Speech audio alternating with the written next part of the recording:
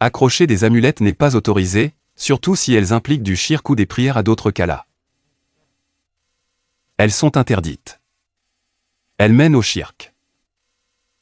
Si l'on croit qu'elles peuvent éloigner le mal ou apporter le bien, c'est du shirk, qu'Allah nous en préserve, donc il n'est pas permis d'accrocher des amulettes.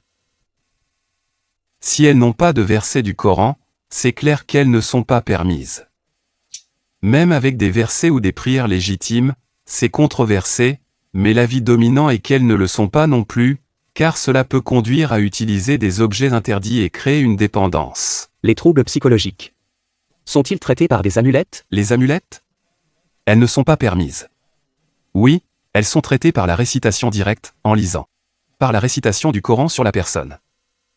Ou par des prières légitimes, c'est ce qui a été établi par le prophète, paix et bénédiction sur lui. Quant aux amulettes, il les a interdites, disant que les incantations, les amulettes et les charmes sont du shirk, et celui qui accroche une amulette, qu'Allah ne lui accorde pas de succès. Les amulettes, pluriel d'amulettes, sont des objets portés sur le corps pour se protéger du mauvais œil. On accroche, on sort, on accroche un fil. On accroche un verset du Coran ou une prière, cela n'est pas permis. Ces pratiques, comme accrocher une amulette, ne sont pas permises. Le prophète, paix et bénédiction sur lui, a dit que celui qui le fait, qu'Allah ne lui accorde pas de succès.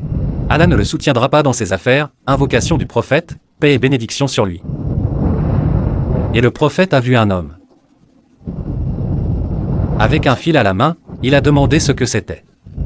L'homme a répondu que c'était pour se protéger de la fièvre. Le prophète, paix et bénédiction sur lui, a dit, enlève-le, car il ne fera qu'augmenter ta faiblesse. Si tu mourrais avec ça sur toi, tu ne réussirais jamais.